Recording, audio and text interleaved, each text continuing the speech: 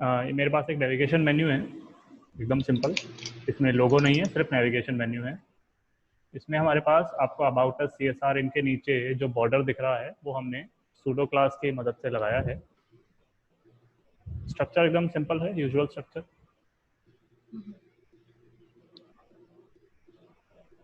ये मैं हटा देता हूँ, ये भी मैं हटा देता हूँ।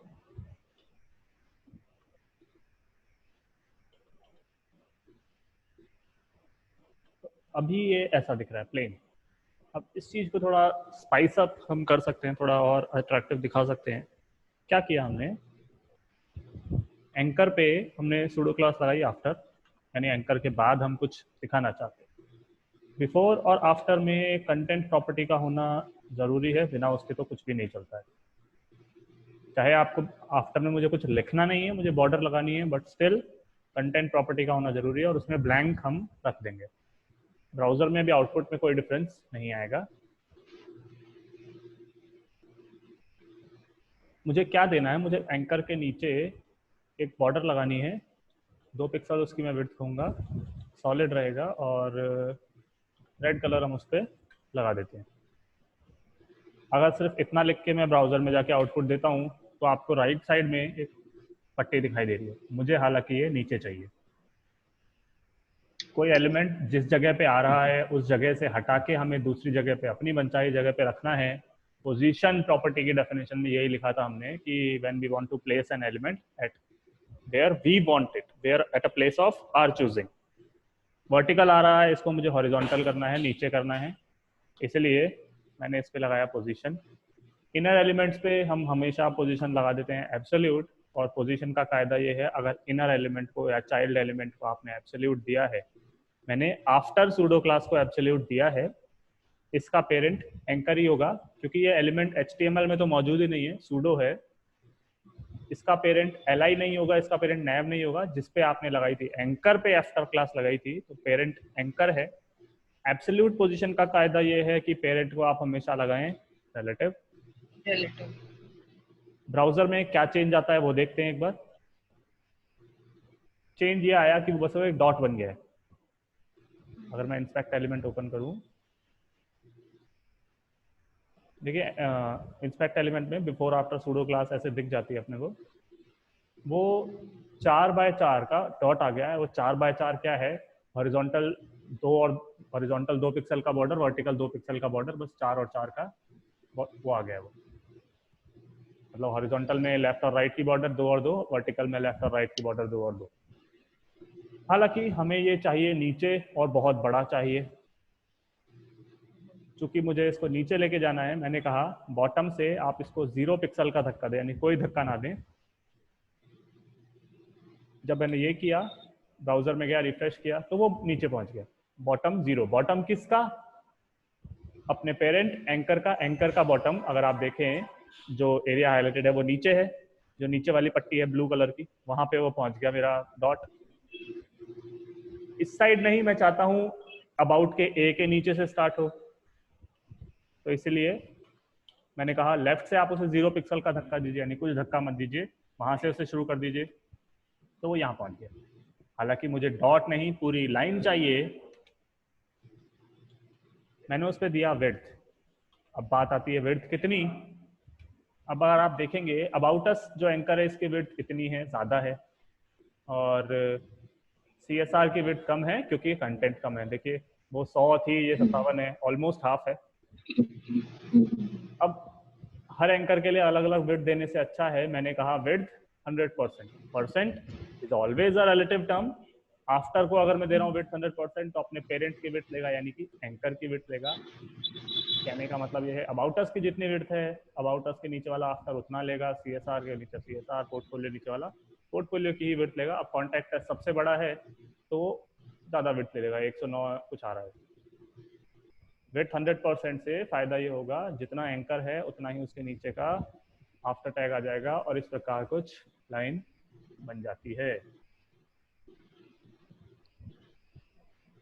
इसको आप चाहें तो एक नॉच और ऊपर लेके जा सकते हैं। आप ये चाहते हैं कि अगर अभी बॉर्डर ना दिखाई दे, हवर पे बॉर्डर दिखाई दे, ये जब मैं पोर्टफोलियो माउस लेके जाऊं तो पोर्टफोलियो पे आए, CSR पे लेके जाऊं तो CSR पे आए, तो आप वो भी कर सकते हैं।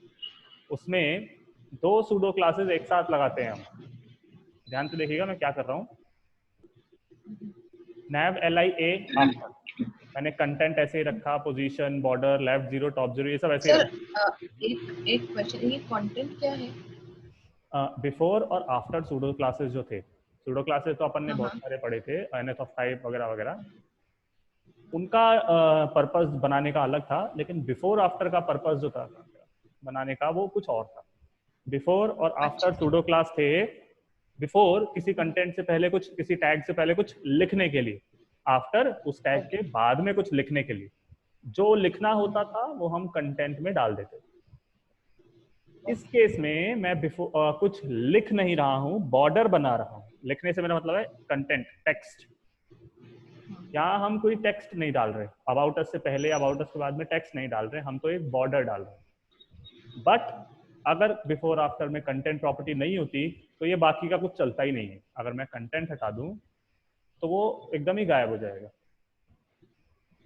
तो इसीलिए कंटेंट प्रॉपर्टी का होना जरूरी है। बट चूंकि हमें कुछ लिखना नहीं था तो हमने कंटेंट को ब्लैंक छोड़ दिया, या तो डबल कोट लगा दें या सिंगल कोट लगा के छोड़ दें, ताकि हमारा काम भी हो जाए और कुछ कंटेंट लिखा हुआ भी ना आए।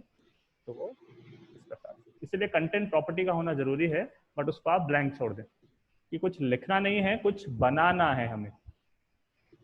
ये बनाना था अपने को, समझ रहे हैं? हाँ जी हाँ जी। हम्म। हाँ, अब मैं इसको एक नॉच और स्पाइस कर रहा हूँ। मैं क्या कह रहा हूँ कि अभी ये तो लोड होते ही बॉर्डर दिख रही है, मैं चाहता हूँ नहीं, जब मैं जिस पे हवर करूँ उस पे बॉर्डर आनी चाहिए, बाकियों पे कोई बॉर्डर नहीं दिखेगी।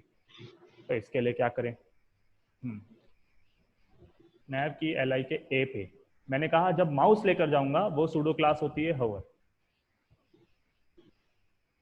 देखिए मैं क्या लिख रहा हूँ, आफ्टर एक साथ 2 सूडो क्लास भी लगा सकते हैं आप इस तरीके से। लाइन नंबर 164 ये कह रही है कि एंकर के बाद में ये सब आएगा। 172 ये कह रही है एंकर पे जब माउस लेके जाओगे उस समय पे उसके बाद ये सब आएगा। मेरे शब्दों में फर्क देख रहे हैं आप? 164 हाँ कहता है जी। पेज लोड पे ही एंकर के बाद ये सब दिखना है, 172 कहता है जब माउस जाएगा पर्टिकुलर उस टाइम पे ऐसा दिखना है। तो 164 वाले में मैंने कह दिया विड्थ 0, मतलब विड्थ नहीं है। अच्छा, इससे तो डॉट बना हुआ आ जाएगा। फिर हम एक काम करें, ओके। उससे प्रॉब्लम क्या हो रही थी, विड्थ 0 से वो डॉट तो आ रहा था। अगर आप देखें, मैं पहले सोच रहा था कि यहाँ विड्थ 0 और यहाँ विड्थ 100 कर देते हैं, लेकिन वो डॉट आएगा ही। तो विड्थ तो अपन 100 ही रहने देते हैं। बॉर्डर आफ्टर पे मतलब जब पेज लोड पे एंकर के बाद बॉर्डर नन, बॉर्डर नन का मतलब है बॉर्डर नहीं, है ना, नन माने नहीं। हवर पे पेज लोड पर कुछ नहीं है। मैंने डायमेंशन उसके बना रखे हैं, विड्थ 100% दे रखा है, ताकि क्योंकि क्या है बिफोर और आफ्टर सूडो क्लास होते हैं ना, सूडो क्लासेस का ब्राउजर को पता नहीं होता यहाँ से यहाँ तक एरिया है उसका। मैंने विड्थ 100% इसलिए दे के रखा है, अगर आप आफ्टर पे माउस लेके जाएं आपको भले ही कुछ दिख नहीं रहा है, लेकिन उसकी विड्थ आ रही है कि 97 पिक्सल का आफ्टर का एरिया है। क्योंकि जैसे अपने को, जैसे ये बैकग्राउंड कलर वाली चीज है, अपन ने जब मेन्यू बनाया था उसमें देखा था लोगो और मेन्यू पे अपन जब फ्लोट लगाते थे, ये हेडर का बैकग्राउंड कलर जो है वो गायब हो जाता था। वो गायब भी इसलिए होता था क्योंकि उसके डायमेंशन का पता नहीं होता। अगर आफ्टर पे मुझे बॉर्डर लगानी है, बॉर्डर में कलर देना है, जब तक उसके डायमेंशन मालूम नहीं होंगे तो नहीं चल पाएगा। वो कलर कहाँ से कहाँ तक लगाना है उसको मालूम नहीं चलेगा, इसलिए डायमेंशन मैंने बरकरार रखा है, बस बॉर्डर गायब कर ली है। कब? पेज लोडिंग के टाइम।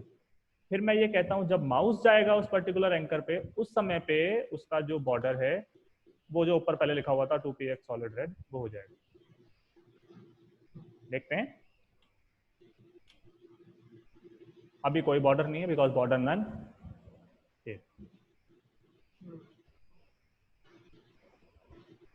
आने वाली क्लासेस में जब अपन पढ़ेंगे ट्रांजिशन तो ये और अच्छा लगेगा, ये बॉर्डर ऐसे चलता हुआ आएगा यहाँ तक, वो बहुत अच्छा लगता है देखने में। अभी तो ये बस ये अपीयर हो रहा है, जब ट्रांजिशन पढ़ लेंगे तो मैं आपको बताऊंगा कैसे ये बॉर्डर जब मैं माउस लेके जाऊंगा पी से स्टार्ट होते हुए ओ के नीचे तक चल के आएगा, वो और भी अच्छा लगता है देखने में।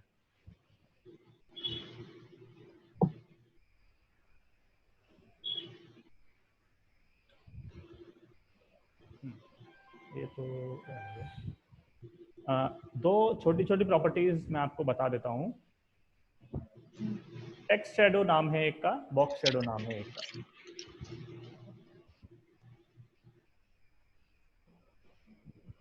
मेरे पास एक पैराग्राफ है, उसमें कुछ लिखा हुआ है, बिल्कुल सिंपल सा पैराग्राफ है। उस पर थोड़ी सी CSS हम लगा देते हैं।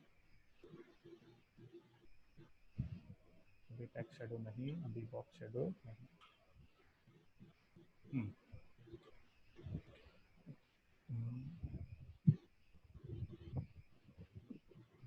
CSS की क्लास शैडो असर क्यों नहीं हो रहा? शैडो, अच्छा ये दिक्कत है। हाँ, मैंने क्या किया है, उसको थोड़ा सेंटर में लाया, साइज बड़ी करी, बॉर्डर लगाई। ये नॉर्मल पैराग्राफ है। HTML में दो प्रकार के शैडोज बहुत फेमस हैं। टेक्स्ट पे लगने वाली shadow, property name is text shadow, and box यानी कि पूरे HTML element, paragraph, div, UL, OL, table, जितने भी आपने टैग्स पढ़े हैं, पे लगने वाली shadow box shadow.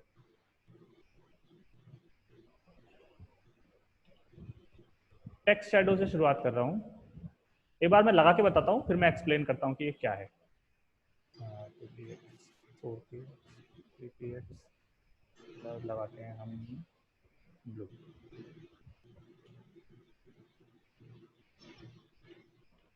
This is text shadow. मैंने 4 आर्गुमेंट दिए यहाँ पर। तो पहला आर्गुमेंट है वो है हॉरिजॉन्टल डिस्टेंस। हर लेटर के बाद 2 पिक्सल आगे तक उस लेटर की शेडो रहेगी, ये बता रहा है 2 पिक्सल।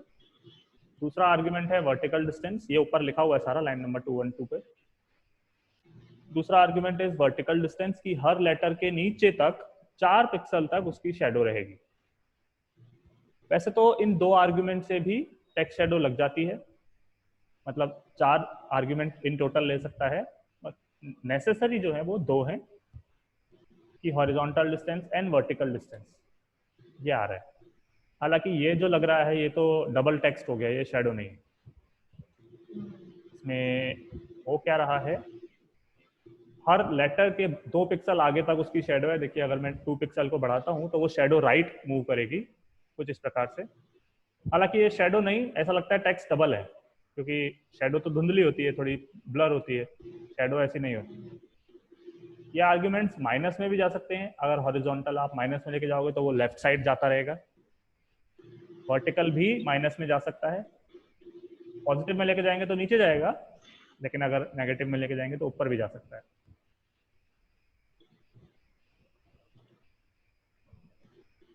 चलता तो इन 2 आर्ग्यूमेंट से है टेक्स्ट शेडो। हालांकि जो तीसरा आर्ग्यूमेंट है वो है ब्लर डिस्टेंस या ब्लर रेडियस। वो ये बताता है, जैसे मैंने उसमें आर्ग्यूमेंट दे दिया 5 पिक्सल, थोड़ा हाँ 2 पिक्सल। अब हो ये रहा है, वो जो पीछे वाला my name is Rohit Jain लिखा हुआ था वो अब ब्लर हो गया है, धुंधला हो गया है। तो ये चल क्या रहा है, हॉरिजॉन्टल 2 पिक्सल तक शेडो थी, एम की शेडो 2 पिक्सल आगे तक थी, उससे आगे 2 पिक्सल तक उसकी शेडो ब्लर होके आई। इसी तरीके से नीचे एम की शेडो पहले 4 पिक्सल तक थी, लेकिन वो एकदम शार्प थी। अब 2 पिक्सल लगाने से ये हुआ है 4 पिक्सल तक वो शार्प शेडो है, लेकिन उसके आगे 2 पिक्सल पे ब्लर हो गई है वो शेडो। हर लेटर में ऐसा ही हो रहा है। टेक्स्ट शेडो का इस्तेमाल, टेक्स्ट को अगर आप इसको ध्यान से देखें, ये पेज से उठा हुआ लगता है, ऊपर की तरफ खोला लगता है। टेक्स्ट शेडो का इसीलिए इस्तेमाल किया जाता है कि वो ये इफेक्ट डाला जाए कि वो टेक्स्ट ऐसा लगे कि पेज से ऊपर उठा हुआ है। इन आप आर्ग्यूमेंट्स को और आप थोड़ा एडजस्ट कर सकते हैं ताकि ये इफेक्ट आपको और प्रोनाउंस होकर दिखाई दे और ज्यादा दिखाई दे। चौथा जो आर्ग्यूमेंट है इसमें वो होता है कलर। जरूरी नहीं है, जैसा कि आप देख रहे हैं शेडो तो आ रही है, अगर आप कलर नहीं देते हैं तो बाय डिफॉल्ट वो टेक्स्ट का कलर की ही शेडो आती है। चूंकि टेक्स्ट का कलर ब्लैक था तो शेडो भी ब्लैक आ रही है मेरी। आप इसको थोड़ा कम कर लें तो देखिए वो शेडो पीछे वाली ब्लैक ही है। आप चाहते हैं तो कोई दूसरा कलर यहाँ जरूर दे सकते हैं। अब वो ब्लू कलर की शेडो आ रही है, या आप रेड कर लेते हैं, रेड कलर की हो गई। आप कलर दे सकते हैं। हालांकि जनरली तरीका यही होता है कि जिस कलर का आपका टेक्स्ट है उसी कलर की शेडो होती है। क्योंकि अपनी परछाई अलग तरीके अलग रंग की तो दिखती नहीं है, परछाई हमेशा एक ही रंग की दिखती है। टेक्स्ट शेडो प्रॉपर्टी तो है, इतनी ज़्यादा यूज में नहीं आती है। एक मेजर यूज टेक्स्ट शेडो का होता है जब हम इमेजेस के ऊपर टेक्स्ट लिखते हैं। अब चूंकि इमेज के ऊपर जब टेक्स्ट लिखते हैं तो कभी कभी टेक्स्ट का कलर और इमेज का कलर एक दूसरे में मर्ज हो जाते हैं, तो टेक्स्ट दिखता नहीं है। वहां पे टेक्स्ट शेडो का बहुत इस्तेमाल होता है ताकि वो टेक्स्ट इमेज के ऊपर प्रॉपरली प्रोनाउंस्ड तरीके से दिखता रहे, वहां हम टेक्स्ट शेडो लगा सकते हैं। Box shadow on the other hand बहुत इस्तेमाल होती है, बहुत ही इस्तेमाल होती है। ज्यादा फर्क नहीं है टेक्स्ट और बॉक्स शेडो में।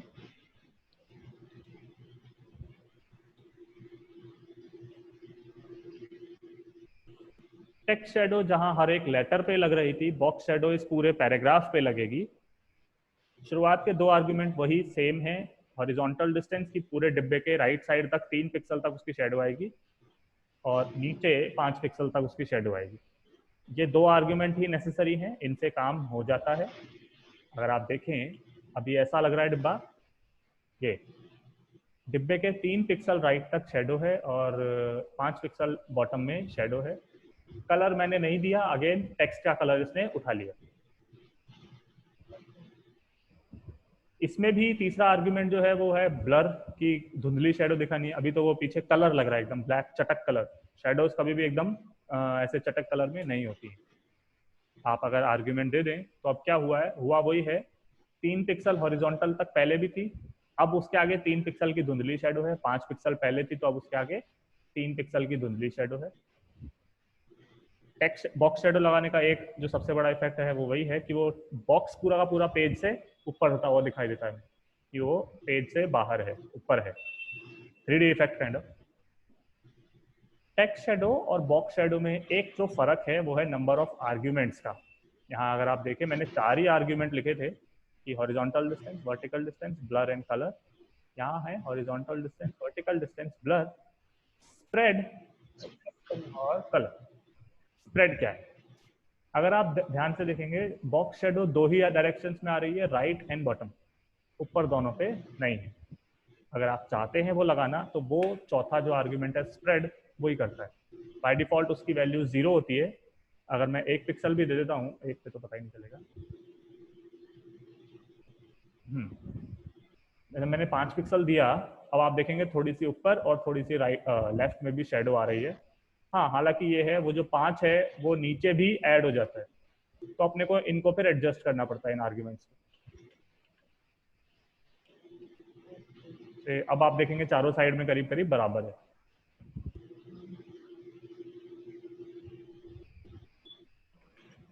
अगेन कलर भी इसमें दिया जा सकता है, आप जो भी कलर देना चाहें। जैसे अगर ग्रीन दे दूं, मजा नहीं आएगा ग्रीन में तो।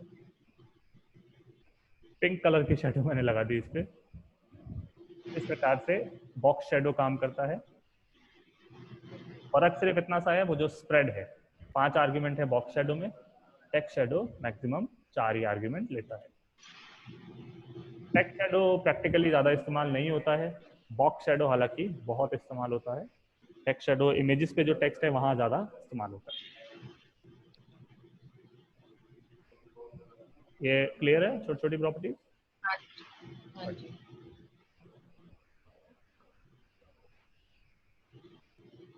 ओके, हमने पोजीशन प्रॉपर्टी क्लियर है। मैं चाह रहा था उसका एक और एग्जांपल बताऊं आपको, कहाँ यूज कर सकते हैं पोजीशन। वैसे क्लियर है, मतलब थोड़ा सा एब्सोल्यूट को लेकर थोड़ा बहुत कंफ्यूजन है। फिक्स्ड और रिलेटिव तो काफी क्लियर है, एब्सोल्यूट में थोड़ा बहुत कंफ्यूजन है। एक काम करते हैं, पोजीशन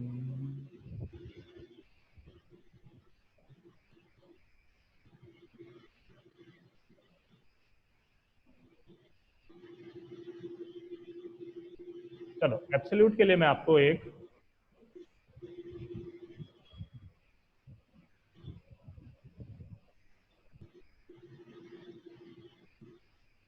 एग्जांपल लेके बताता हूँ एब्सोल्यूट कैसे काम करता है।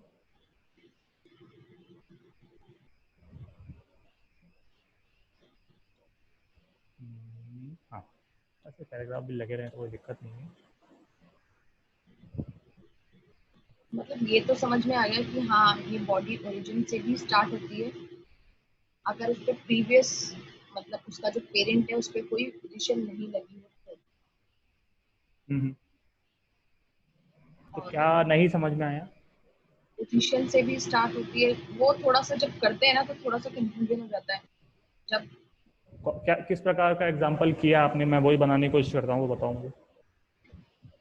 मैंने एक्चुअली यही पैराग्राफ को लेकर ही किया था, जो आपने पूरा पैराग्राफ बनाया था ना। हम्म। तो जैसे आपने बताया कि अगर जहाँ एब्सोल्यूट आएगी तो उसके पेरेंट पे हमेशा रिलेटिव आएगी ही आएगी। हम्म। तो जब मैं वो करी ना तो वो एक्चुअली दिख नहीं रहा था वैसा कि हाँ एक्चुअली वो शायद कुछ ना कुछ मैं मिस्टेक कर रही थी, वो पता नहीं क्या। कोड बता सकते हो? स्क्रीन शेयर नहीं हो पाएगी कोड आपकी। एक्चुअली मैंने, हाँ स्क्रीन भी शेयर नहीं हो पाएगी, और एक्चुअली मैंने क्या वो कोड पर दोबारा काम किया था वो। नहीं है, अब कोड तो रखा करो। देखो, या तो जो प्रॉब्लमेटिक हाँ है हाँ। वो भेजा करो, या तो फिर मुझे। हम्म। देखिए, वैसे एग्जाम्पल मतलब के तौर काफी पे हद अगर तक बताऊँ क्लियर तो, है। जैसे ड्रॉप डाउन मेन्यू है एब्सोल्यूट का, हाँ वो जी। एक सिंपल सा एग्जाम्पल है। ड्रॉप डाउन मेन्यू जो हमने बनाया था, जो अंदर वाला मेन्यू था, हाँ हाँ। नेस्टेड यूएल,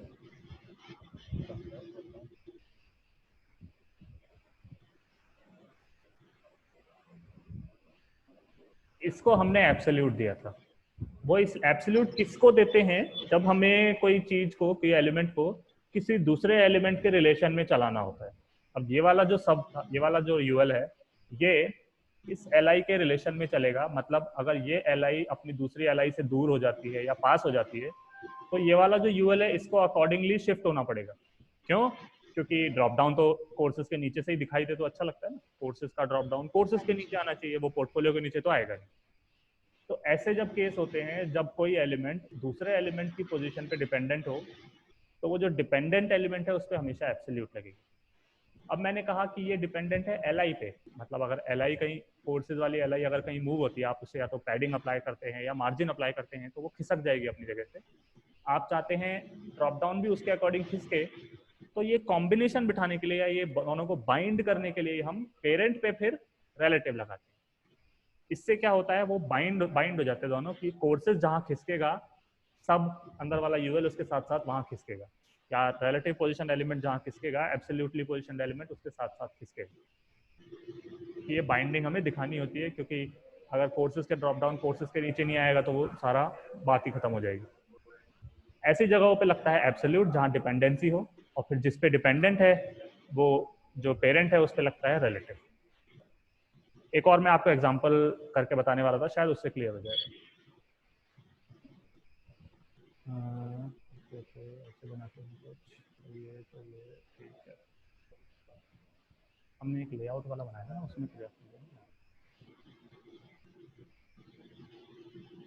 जब भी आप कोई कॉर्पोरेट किसी कंपनी का पेज बनाते हैं, कंपनी पेजेस क्या ज़्यादा फैंसी नहीं होते हैं,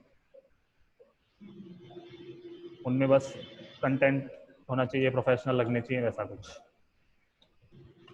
तो अब चूंकि वेबसाइट्स और अट्रैक्टिव होने के लिए थोड़ा तो ऊपर नीचे काम करना ही पड़ता है आपको, तो उसमें बड़ी सिंपल सिंपल हम चीज़ें क्या लगा देते हैं, जैसे चीज़ों को, जैसे डिब्बे मैंने बनाए कुछ, तो डिब्बे नॉर्मल, एक डिब्बा उसके नीचे दूसरा डिब्बा, उसके नीचे तीसरा डिब्बा, या एक सेक्शन के नीचे दूसरा सेक्शन, तो वो बहुत बोरिंग लगता है।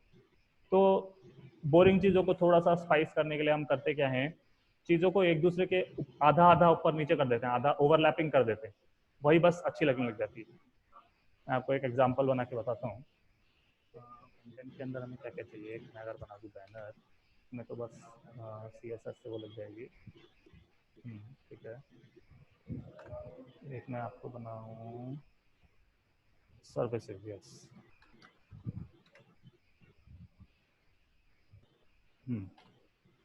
और इसके नीचे कुछ हमारा रहेगा पोर्टफोलियो काइंड ऑफ। सर्विसेज और पोर्टफोलियो दोनों में, इनके बीच में हेडिंग रहेगी। हाँ हाँ हाँ, बहुत बढ़िया बहुत बढ़िया, एक साथ दो काम हो जाएंगे।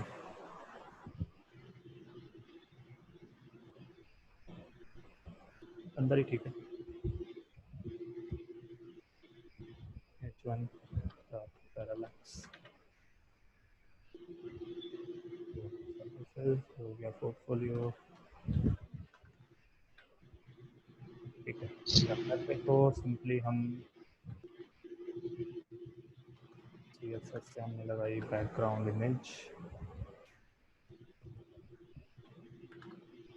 URL इमेजेस में मिलेगी, बैनर जेपीजी लगा देते हैं, रिपीट नहीं करानी है, अटैचमेंट इसका स्टोर नहीं रहने देते हैं, और हमने कहा इसकी पोजीशन रहेगी 0 और 0 जो डिफ़ॉल्ट होती है, या सिंपली हटा भी सकते हैं, और हमने कहा ये पूरे बैकग्राउंड को करेगी कवर। अभी ये दिखेगी नहीं क्योंकि इसका डायमेंशन एरिया ही निश्चित नहीं है। अच्छा, लेआउट वन होगा, वो दिख ही नहीं रही अभी बैनर। क्यों नहीं दिख रही? क्योंकि उसकी हाइट विड्थ का आता पता नहीं है, क्योंकि HTML में कोई कंटेंट ही लिखा हुआ नहीं है। ऊपर और नीचे से मैंने कहा 200 पिक्सल का, लेफ्ट राइट से कोई पैडिंग नहीं, इससे उसका डायमेंशन निश्चित हो जाएंगे। जैसे ही डायमेंशन निश्चित हुए साइज तो आ गई। अच्छा, बैकग्राउंड की दिक्कत,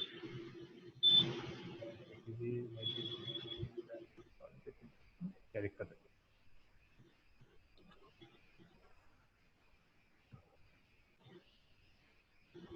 अच्छा अच्छा, ओके। बैकग्राउंड अगर मैं शॉर्ट हैंड लिख रहा हूँ तो शॉर्ट हैंड का इस्तेमाल करना पड़ेगा। ये प्रॉब्लम क्या हुई थी, या तो मैं ऐसे लिख सकता हूँ बैकग्राउंड इमेज ये, फिर बैकग्राउंड रिपीट में रिपीट की वैल्यू यहाँ लिखता हूँ नो रिपीट, या तो फुल हैंड यूज करूँ। मैंने क्या किया था एक्चुअली, ये तो हो गया शॉर्ट हैंड के हिसाब से, लेकिन प्रॉपर्टी यहाँ बैकग्राउंड इमेज, तो ऐसे तो आ गया। हाँ, इस फोटो में तो मजा नहीं आ रहा, तो दूसरी फोटो लेते हैं।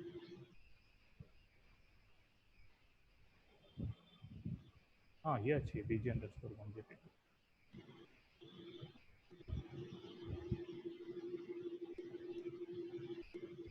नहीं, पहाड़ ही नहीं दिख रहा।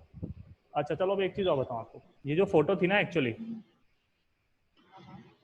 इस फोटो का जो मेन एसेंस है वो ये पहाड़ है, जो आपको यहाँ इंस्पेक्ट एलिमेंट में दिखाई दे रहा होगा। बट मैंने इसको 400 पिक्सल की हाइट का लिया है, वो हाइट पैडिंग के थ्रू लगाई मैंने, तो उसमें क्या हो रहा है, पहाड़ गायब हो गया है। मुझे इसको रखना तो 400 का ही है, मैं उस पहाड़ को भी देखिए कैसे ला सकता हूँ 400 में ही। बैकग्राउंड पोजीशन जो हमने एक प्रॉपर्टी पढ़ी थी वो मैंने डिफॉल्ट पे रखी है 00, या लेफ्ट टॉप करके बताया था जो मैंने आपको, लेफ्ट और टॉप, वो डिफॉल्ट वैल्यू होती है। तो वो हुआ ये है, फोटो जो है यहाँ से आना शुरू हुई, और देखिए 400 पिक्सल जो है वो पूरा इतने में ही खत्म हो गया, वो जो ब्लैंक एरिया आसमान है, तो मजा ही नहीं आ रहा। अब इस फोटो का एसेंस ही पहाड़ से था, पहाड़ ही नहीं आएगा तो मजा नहीं आएगा। तो ऐसे केस में आप बैकग्राउंड पोजीशन उसकी चेंज कर सकते हैं। ये काम अब मैनुअली ही करना पड़ता है कि भाई कितनी पोजीशन पे आएगा, इसका कोई सेट फॉर्मूला नहीं है। लेफ्ट तो ठीक है, मैं टॉप को अगर कम ज़्यादा करूँ, क्योंकि मुझे ऊपर लेके आना है, इसको चट्टान के लाने के लिए ऊपर लाना है, तो लेफ्ट 0 ठीक है, लेकिन टॉप अगर 0 रहेगा तो मज़ा नहीं आएगा। टॉप से 100 पिक्सल तो शायद नीचे जाती तो नीचे हो जाएगा। हाँ, मुझे माइनस में करना रहेगा शायद,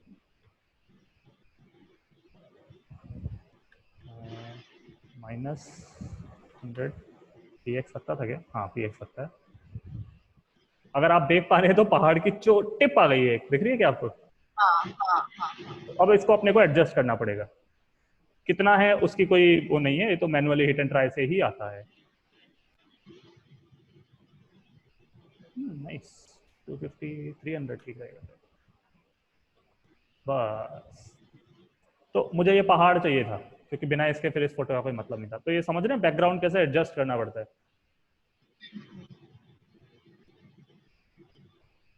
आप इसको और एडजस्ट कर सकते हैं, अगर आप चाहते हैं कि ये खाली एरिया आपको दिख रहा है, थोड़ा सा इसका लेफ्ट भी एडजस्ट कर दे, मैंने लेफ्ट 0 किया हुआ है अभी, वो भी कर सकते हैं अपन। बट इसमें कोई सेट फॉर्मूला नहीं है, ये background to background, photo to photo vary करती है चीज़। हम तो मुझे लेफ्ट से धक्का देना है, तो मुझे इसको ज़्यादा वैल्यू देनी पड़ेगी। अच्छा अच्छा, लेफ्ट से खिसकाऊंगा तो वो तो सकता जाएगा, ये तो बहुत ही गंदा लगेगा। अरे नहीं नहीं नहीं, तो 0 ही ठीक है फिर। के लिए अगर तो बैकग्राउंड रिपीट कराओ, नहीं नहीं नहीं, वो तो गंदा लगेगा। चलो अभी इसको ऐसे ही रहने दे रहा हूँ मैं। तो मैंने गया ये जो ये है उसको मैंने चेंज कर दिया।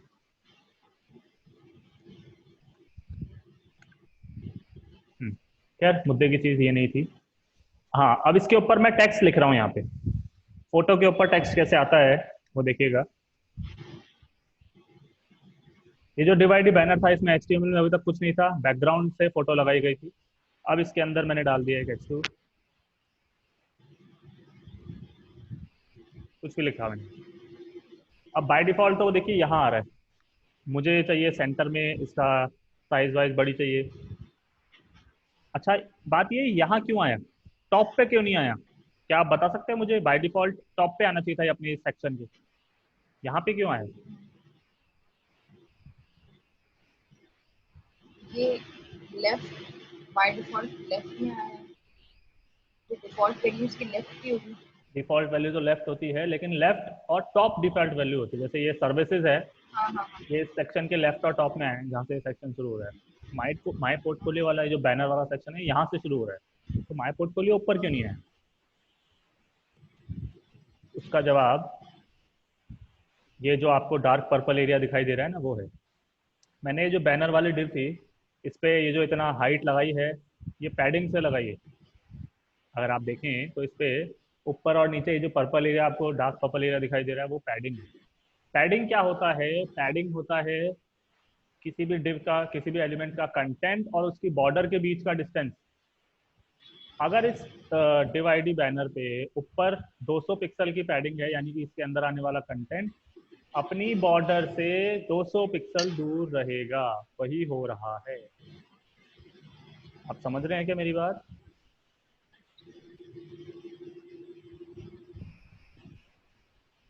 हम्म। कुछ समझ में तो आ रहा है मतलब। देखिए क्या हुआ, मैंने डिव आईडी बैनर में कुछ लिखा नहीं था, ठीक है, ना ही कोई CSS लगाई एक बार के लिए। तो ब्लैंक एलिमेंट्स जो होते हैं ब्राउजर में दिखते नहीं। अब देखिए बैनर का कोई ऐसा पता ही नहीं है यहाँ पे। हेडर है, हेडर के बाद सीधे सर्विसेज शुरू हो गया क्योंकि उसके अंदर कुछ लिखा हुआ है। बैनर का कोई अता पता नहीं है। अगर आप इंस्पेक्ट एलिमेंट में देखोगे तो बैनर की हाइट वेट आपको 0 दिखाई देगी, विड्थ 1366, लेकिन हाइट 0 आ रही है, तो कोई अता पता नहीं है बैनर।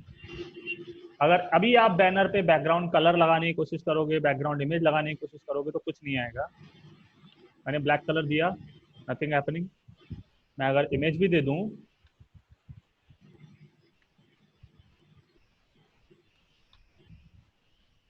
अब ये इमेज है, अपन ने देखा हुआ है, अभी अभी देखा था, बट कुछ नहीं हो रहा। और ऐसा नहीं है कि ये कट गया है, सही लिखा हुआ है, देखिए फोटो भी दिखाई दे रही है।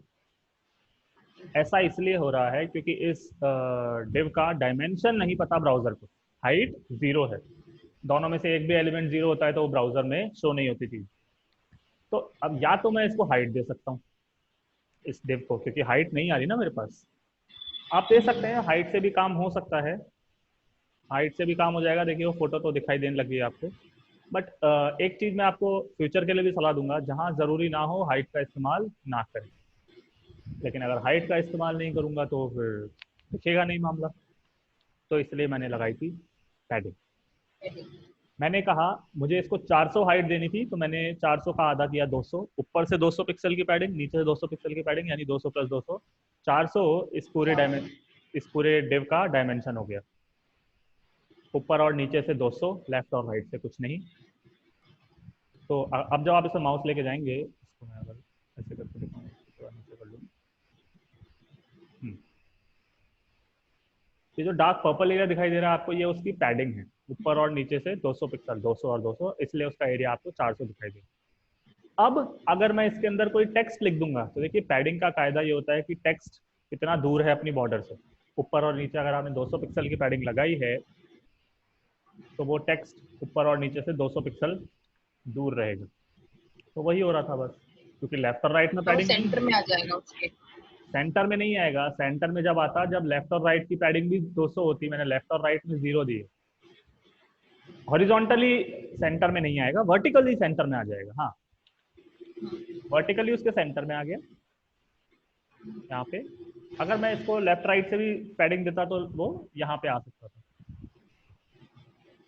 हाँ, हालांकि मुझे सेंटर में ही लेके आना है, उसका तो बड़ा सिंपल सा तरीका है हमारे पास, टेक्स्ट अलाइन सेंटर।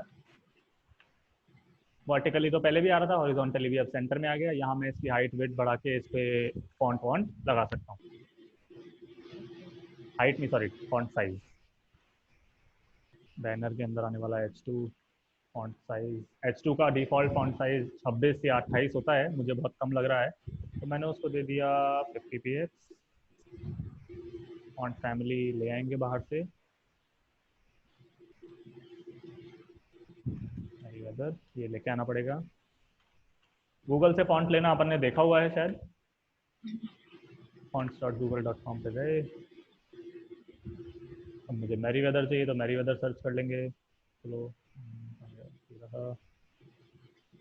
ये आ गया। ये हेडिंग्स के लिए ही है ये फॉन्ट, 700 वाला लूंगा मैं। एम्बेड, कॉपी,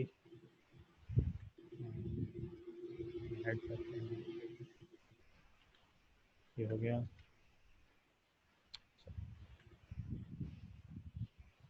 या अगर आपको इसकी पोजीशन मान लीजिए पहाड़ से ऊपर उठानी थी, तो इस केस में इस पे आपको पोजीशन लगानी पड़ेगी।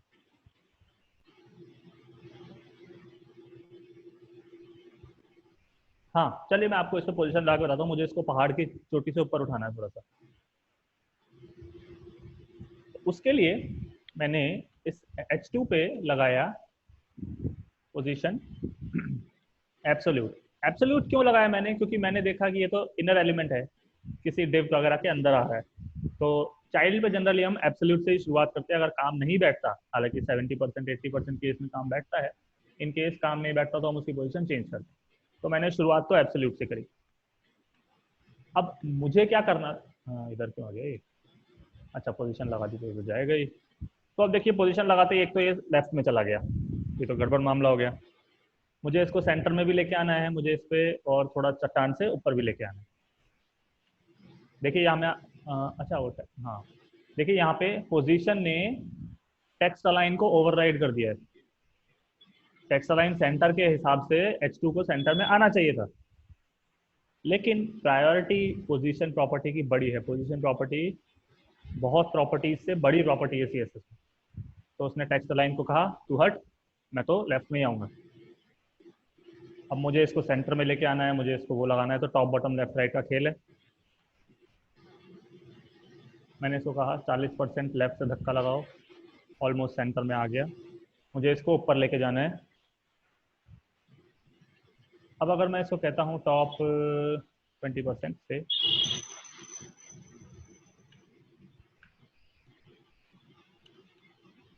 हाँ क्या दिखाना चाह रहा हूँ मैं आपको, देखिए मैंने एब्सोल्यूट पोजीशन दिया है H2 को, चाइल्ड एलिमेंट या इनर एलिमेंट को, लेकिन मैंने रिलेटिव नहीं लगाया था इसके पेरेंट से।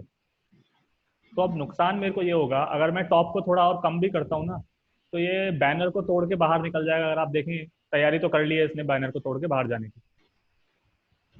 क्यों? इस पे काउंटिंग हो रही है यहाँ से, मैंने जो टॉप 10% दिया वो 10% यहाँ से काउंट हुआ है।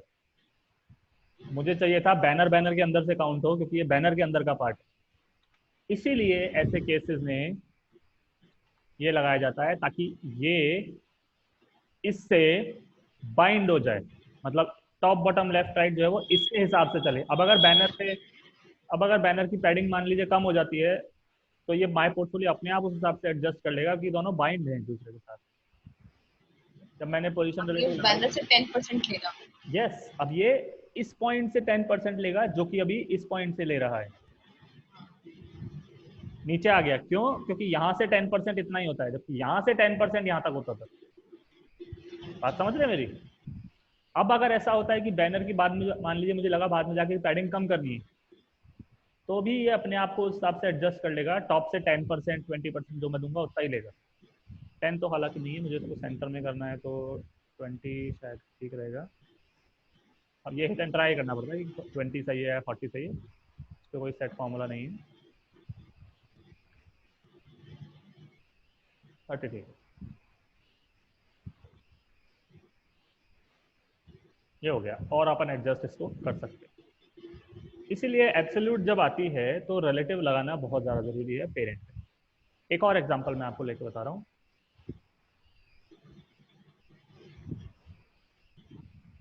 डायमेंशंस भी दिए हैं तो चलो वो बाद में आ जाएंगे।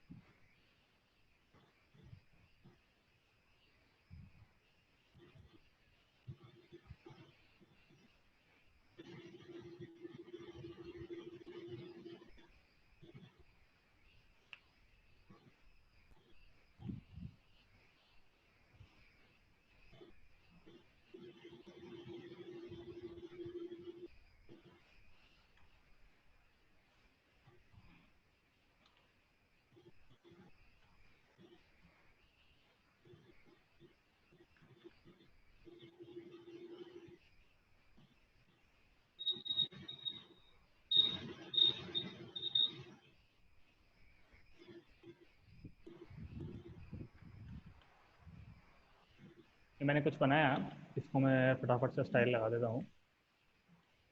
तो डॉट सर्विस, तो मुझे देना है फ्लोट, क्योंकि मुझे हॉरिजॉन्टल चाहिए, ब्लड कलर क्या होता है पता नहीं। मुझे इनसे देनी है विड्थ, 3 एक साथ चाहिए तो 33%। इनमें मार्जिन भी देनी पड़ेगी एक दूसरे से, और मार्जिन देनी है तो विड्थ को कम करना पड़ेगा। ऊपर और नीचे से कोई मार्जिन की ज़रूरत नहीं है, लेकिन लेफ्ट और राइट से 10 पिक्सल की मार्जिन। विड्थ को कर लीजिए 32, क्योंकि मार्जिन विड्थ में काउंट नहीं होगी।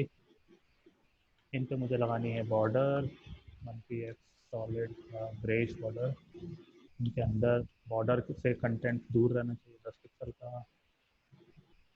अच्छा नीचे ही आया कि ये, मतलब 32 को 31 करना पड़ेगा। बहुत बढ़िया। बॉर्डर रेडियस पैडिंग थोड़ी सी बढ़ा लेते हैं। चलो बॉर्डर रेडियस बढ़ा देंगे।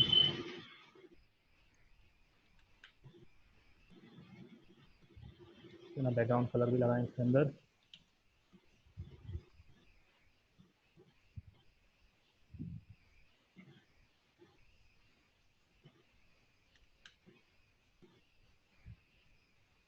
बॉडी पे ओपन सेंस फॉन्ट लेके आए, वो बहुत ही गंदा लग रहा है, वरना भी नॉर्मल वाला।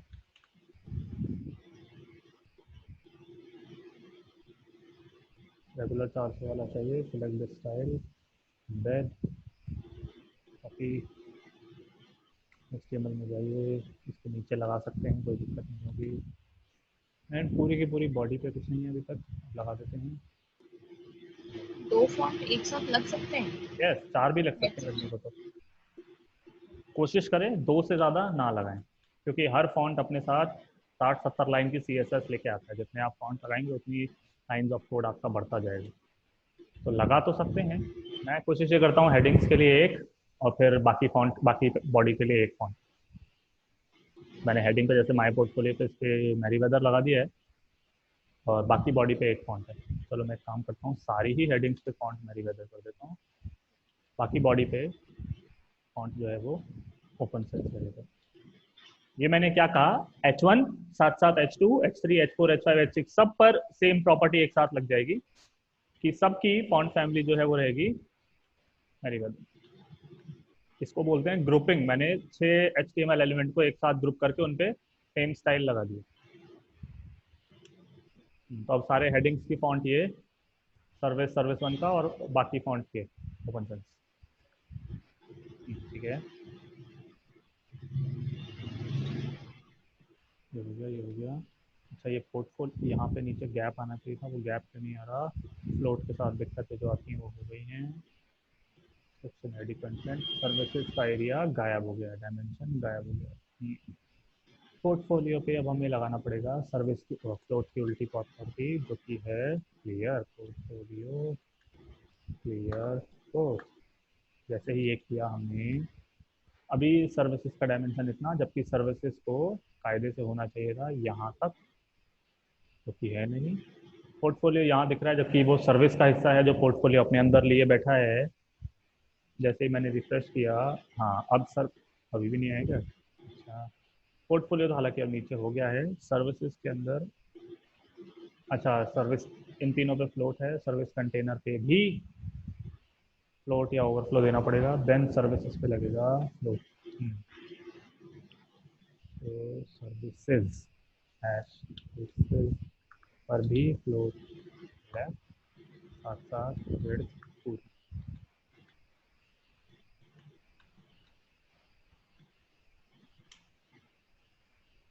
अब ये पूरा सर्विसेज का पार्ट है और इसके नीचे पूरा पोर्टफोलियो का पार्ट है।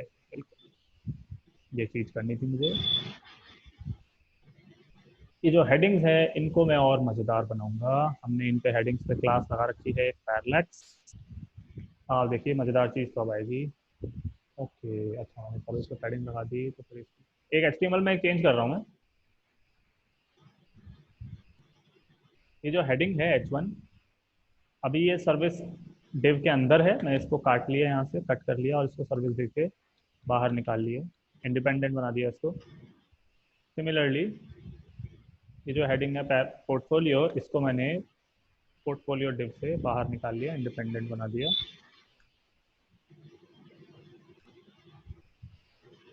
मतलब अब मेरा स्ट्रक्चर कुछ ऐसा है, H1 then divide service, H1 then divide portfolio, जिसके अंदर फर्दर कुछ आएगा।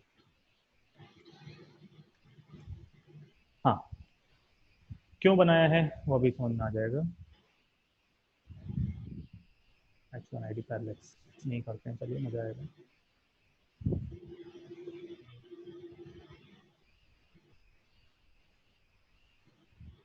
डॉक्यूमेंट कहाँ जा रहे हो?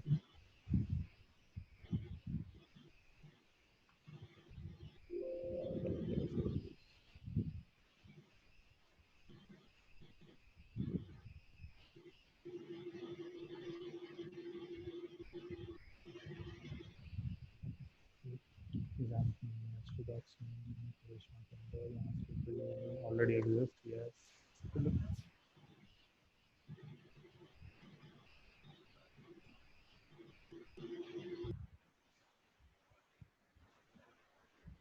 रितेश सर, अपन थोड़ी देर बाद क्लास स्टार्ट करेंगे। पिन कर दीजिएगा मुझे कितना ठीक।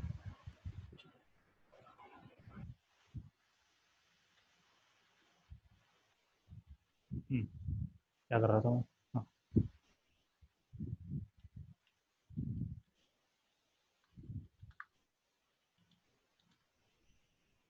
ऊपर और नीचे से 70 पिक्सल, लेफ्ट राइट से कुछ नहीं, नहीं लेफ्ट राइट से भी। टेक्स्ट अलाइन मुझे चाहिए इसका सेंटर, आ गया, बढ़िया। इन पे मुझे बैकग्राउंड में अलग अलग चाहिए, बैकग्राउंड में दोनों पे। हाँ, 70 पिक्सल हुआ कितना? पैरेलैक्स कैसे मान रहा है?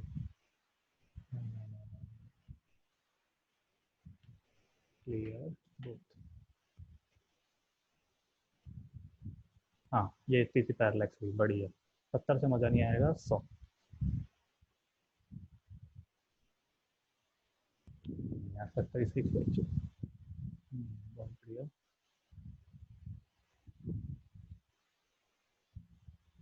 अब यहाँ सूडो क्लास भी लगेगी कि पैरेलैक्स पहली वाली, पैरेलैक्स अपने प्रकार की पहली, फर्स्ट ऑफ टाइप, यानी कि सर्विस वाली पैरेलैक्स पे जो बैकग्राउंड इमेज लगेगी वो दूसरी होगी, और दूसरी पे दूसरी लगेगी।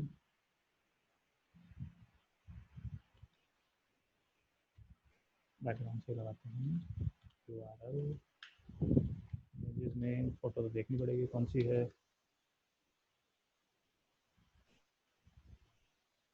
ठीक है, इस पर ये लगा देते हैं DM JPG, DM1 PNG। ठीक है, DM JPG,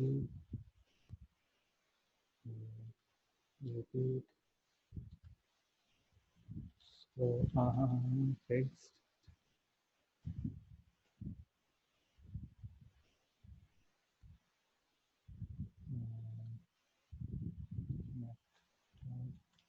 कलर,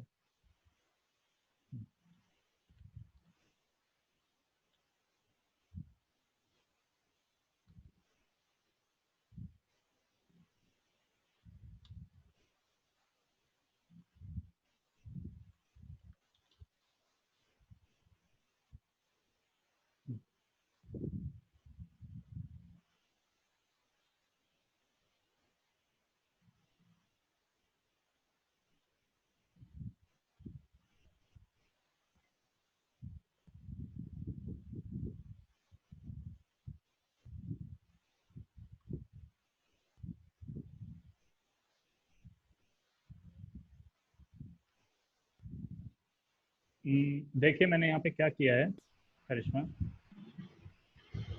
थोड़ा बहुत भी समझ में आया हो तो ठीक है, बाद में उसको एक्सप्लेन करूंगा मैं। एक सिंपल सा इफेक्ट देने की कोशिश करी है मैंने। ये मेरा हेडर था, ये मेरा बैनर था। ये जो सर्विस वाली डिव है, इस पे देखिए इमेज चलती हुई सी दिखाई दे रही है, पीछे वाली इमेज, हाँ है ना। और नीचे इमेज दूसरी चलती हुई दिखाई दे रही है।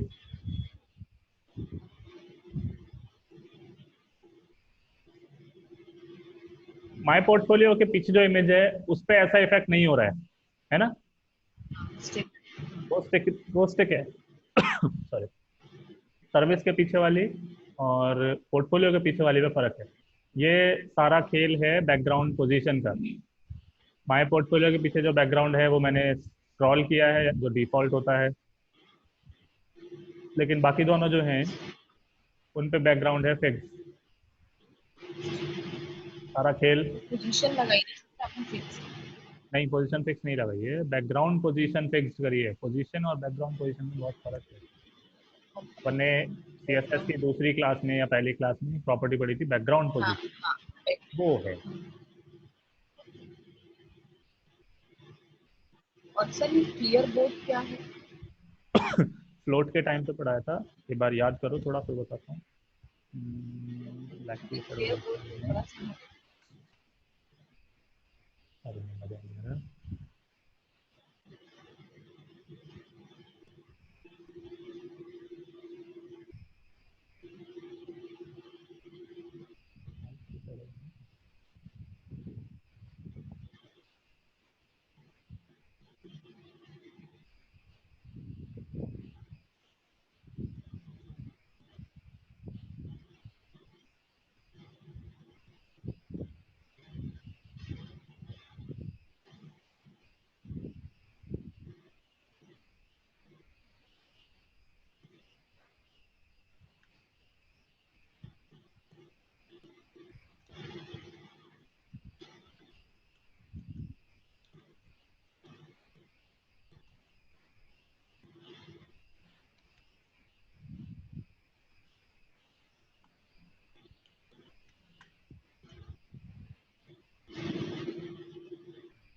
क्लियर लग रहा है, अब ये क्लियर है। मैंने इस पे शेडो लगाई है जिससे ये फोटो के ऊपर जो ये टेक्स्ट है ये और ऑप्टिममली विजिबल है और प्रोनाउंस्ड है।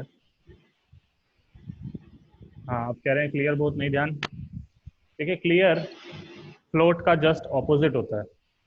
फ्लोट जब मैंने इन तीनों को दिया था, सर्विस 1 2 3 को, मैंने इन तीनों पे फ्लोट दिया था। बट पोर्टफोलियो जो था वो यहाँ आने की कोशिश कर रहा था, एज इन की पोर्टफोलियो पे भी फ्लोट है। सर्विस 1 2 3 जो कि बाय डिफॉल्ट तो सर्विस 1, उसके नीचे सर्विस 2, उसके नीचे सर्विस 3 होते थे, उन तीनों का मैंने फ्लोट दिया तो सर्विस 2 और सर्विस 3। और पोर्टफोलियो भाई साहब इनको भी लगा फ्लोट है तो ये यहाँ जाने की कोशिश कर रहे थे। अगर मैं पोर्टफोलियो पे से क्लियर हटा देता हूँ,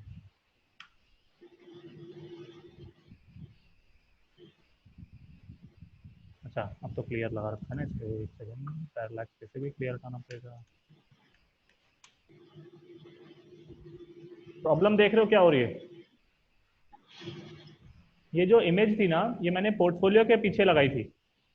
ये मैंने सिर्फ पोर्टफोलियो के पीछे लगाई थी, ये सर्विस के पीछे भी आ रही है। प्रॉब्लम समझ रहे हो कि नहीं? हाँ, मतलब जो मुझे समझ में आ रहा है वो ये कि ये भी फ्लोट ही समझ रहा है कि मुझे लेफ्ट जाना है। नहीं, हाँ हाँ, कौन समझ रहा है सर? ये पोर्टफोलियो जो है, हाँ, ये पोर्टफोलियो भी समझ पोर्टफोलियो के रहा है। साथ अटैच। हाँ, कि उसको यहीं से स्टार्ट होना है, तो पोर्टफोलियो के पीछे वाली इमेज भी यहीं से स्टार्ट हो रही है। इसको इंस्पेक्ट एलिमेंट में और आप क्लियर देख सकते हो। ये तो है बैनर। बैनर पे माउस लेके जाते हो तो इसका एरिया हाईलाइट हो गया, यहाँ से यहाँ तक बैनर है, वो बिल्कुल ठीक है। बैनर के बाद ये है पहली वाली H1 पैरालैक्स वाली, जिसका एरिया यहाँ से यहाँ तक सही दिख रहा है। उसके बाद ये है डिवाइडी सर्विस, ठीक है, जहां से स्टार्ट आपको दिख रही है वो तो सही है। उसके बाद H1 क्लास पैरालैक्स जो मैंने लगाई वो एक्चुअली यहाँ से स्टार्ट होनी चाहिए थी, जहां मेरा कर्सर है। बट जब मैं उसको माउस लेके जाऊंगा तो आप देखेंगे वो H1 क्लास पैरेलैक्स जहां से सर्विस स्टार्ट हो रहा है वहीं से स्टार्ट हो रहा है। क्यों? मैंने सर्विसेज के अंदर जो तीनों थे सर्विस सर्विस सर्विस, इन पे फ्लोट लगाया था। जो नेक्स्ट स्टार्टिंग एलिमेंट है वो है पैरेलैक्स, वो भी बिहेव कर रहा है कि उसके ऊपर भी फ्लोट है। जहां से ये तीनों स्टार्ट होना चाहते हैं वो वहीं से स्टार्ट होने की कोशिश कर रहा है। फ्लोट के साथ ये दिक्कत आती है जब आप मोर देन वन एलिमेंट्स को फ्लोट लगाते हैं तो जो नेक्स्ट नॉन फ्लोटेड एलिमेंट होता है, नेक्स्ट एलिमेंट जिसपे फ्लोट नहीं लगा है, वो भी फ्लोटेड बिहेव करता है, जैसा यहाँ पे ये H1 कर रहा है। अब इसके लिए सॉल्यूशन ये है, आपको H1 पे से फ्लोट हटाना पड़ेगा। आप बोलोगे लगाया ही नहीं है तो हटाऊं कैसे? बेशक आपने नहीं लगाया लेकिन फिर भी हटाना पड़ेगा। तो उसमें काम आती है property clear. Clear is just the opposite of float. Float left का ऑपोजिट होता है क्लियर लेफ्ट, फ्लोट राइट का ऑपोजिट होता है क्लियर राइट, और क्लियर बोथ जो मैंने इस्तेमाल किया वो एक ही तीर से दो शिकार करता है। फ्लोट लेफ्ट को भी काट देता है, फ्लोट राइट को भी काट देता है। इस पैरेलैक्स H1 पे मैं लगाऊंगा क्लियर बोथ, यानी मैं इसको बोलूंगा कि आपको किसी के लेफ्ट से स्टार्ट नहीं होना, किसी के राइट से स्टार्ट नहीं होना। H1 में अगर आपको सर्विस कंटेनर सर्विसेज के बाद बिठाया गया है तो सर्विसेज के बाद जब उसका एरिया खत्म होता है उसके बाद ही आपको शुरू होना है। पैरेलैक्स मैंने लगाया क्लियर बोथ, रिफ्रेश किया, अब मेरा सारा काम सही है। अब ये सर्विसेज यहाँ पे खत्म हुआ, उसके बाद ही H1 शुरू हुआ है। क्लियर इस प्रकार से काम करता है।